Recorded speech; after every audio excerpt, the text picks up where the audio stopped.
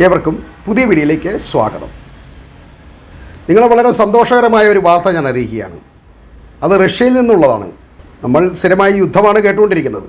അതിൽ നിന്നും വിഭിന്നമായി ക്യാൻസറിനുള്ള ഒരു മരുന്ന് റഷ്യ വികസിപ്പിച്ചെടുത്തിരിക്കുന്നു എന്നതാണ് ആ സന്തോഷകരമായ വാർത്ത. ക്യാൻസർ മൂലമുണ്ടാകുന്ന ട്യൂമർ ഏതാണ്ട് 75-80% വരെ കുറയ്ക്കും എന്നാണ് ഡോക്ടർമാർ പറയുന്നത്.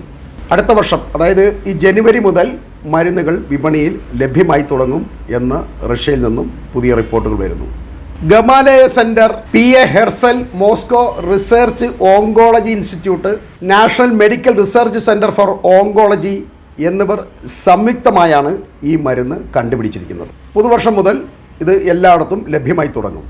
ഈ മരുന്നിന് 2-3 ഘട്ടങ്ങളൊന്നും ആവശ്യമല്ല എന്നാണ് ഈ ഇൻസ്റ്റിറ്റ്യൂട്ടുകൾ പറയുന്നത്.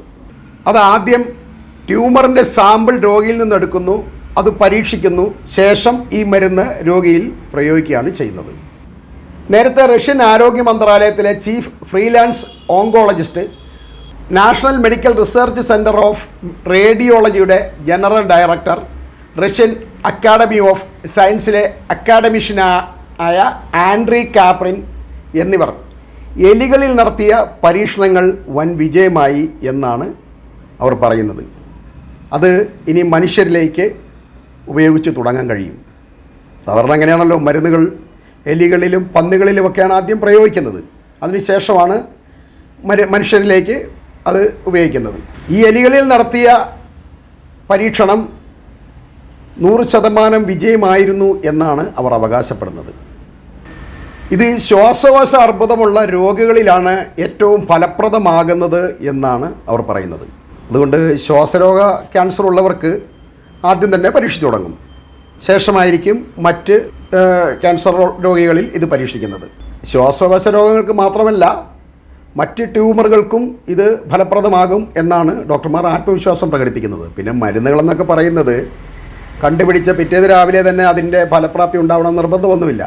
അവർ അത് പരീക്ഷിക്കുകയാണ്. എന്നാലും അവർ അതിൽ 100% ആത്മവിശ്വാസമാണ് പ്രകടിപ്പിക്കുന്നത്. അതുകൊണ്ടാണ് അവർ ഈ വിവരം പബ്ലിഷ് ചെയ്തിരിക്കുന്നത്.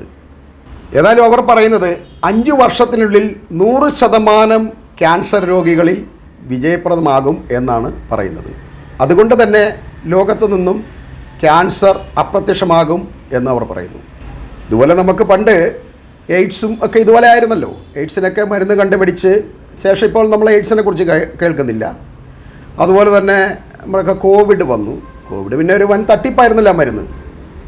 അത് കോവിഡിൻ്റെ മരുന്നും എല്ലാം തട്ടിപ്പ് തന്നെയായിരുന്നു എന്ന് വിശ്വസിക്കുന്ന ഒരാളാണ് ഞാൻ കേട്ടോ. ശേഷം ഈ കോവിഡിൻ്റെ മരുന്ന് പുറത്തിറക്കിയ കമ്പനികൾ തന്നെ അവർ കുറ്റസമ്മതം നടത്തിയിട്ടുണ്ടായിരുന്നു. ഈ മരുന്ന് ഫലപ്രദമല്ല, അതിൻ്റെ സൈഡ് എഫക്റ്റുകളൊക്കെ ഉണ്ട് എന്ന് പറയുന്നുണ്ട്. പക്ഷേ എന്നിട്ടും ലോകം അതിനെ കാര്യമായ രീതിയിൽ കുറ്റവാളികളെ പിടികൂടുകയോ മറ്റൊന്നും ചെയ്തില്ല. കാരണം ഇത് മെഡിക്കൽ സയൻസ് ആയതുകൊണ്ടാണ് ഇങ്ങനെ ചെയ്തിരിക്കുന്നതെന്ന് തോന്നുന്നു. അങ്ങനെയാണല്ലോ, ഏതൊരു മരുന്നുകളും അല്ലെങ്കിൽ ഏതൊരു രോഗവും അങ്ങനെയാണ്. കുറേ ഇതൊക്കെ കണ്ടുപിടിക്കും, അതിൽ കുറേയൊക്കെ പരാജയം ഉണ്ടാവും. ബിസിനസ്സാണെന്ന് അറിയാമെങ്കിൽ തന്നെ ഈ മരുന്നിൻ്റെ കാര്യത്തിൽ ഗവൺമെൻറ്റുകളൊന്നും ശക്തമായ നിലപാടുകൾ സ്വീകരിക്കാൻ കഴിയില്ല. കാരണം അത് നമ്മളെപ്പോലെ സാധാരണക്കാർക്ക് കൈകാര്യം ചെയ്യാൻ പറ്റുന്നൊരു വിഷയമല്ലല്ലോ. മരുന്ന്, രോഗം, അതിൻ്റെ ഫലപ്രാപ്തി, സുഖമാകുന്നത്, ഇതൊന്നും നമുക്കതിനെ കാര്യമായി നമുക്കതിനെ വിമർശിക്കാനോ ഇതൊന്നും കഴിയില്ല. ഇപ്പോഴും പനി വന്ന പോലും ആളുകൾ മരിക്കുന്നുണ്ടല്ലോ. അതുകൊണ്ട് പനിക്ക് മരുന്നുണ്ട് എന്ന് പറഞ്ഞിട്ട് കാര്യമില്ല. എല്ലാ രോഗങ്ങൾക്കും ഇങ്ങനെ തന്നെയാണ്. ഞാനിപ്പോൾ നിങ്ങളോട് ഇത് പറയുന്നത് എന്താണെന്ന് വെച്ചാൽ, ഇത് കേരളത്തിനെ സംബന്ധിച്ച് വളരെ സന്തോഷകരമായ കാര്യമാണ്. കാരണം കേരളത്തിൽ ക്യാൻസർ ഇപ്പോൾ വ്യാപകമാകുകയാണ്. മറ്റ് സംസ്ഥാനങ്ങളിലൊന്നും ഉള്ള പോലല്ല. അതുതന്നെയല്ല, നമുക്ക് കേരളത്തിന് വേറൊരു കുഴപ്പമുണ്ട്, അറിയോ?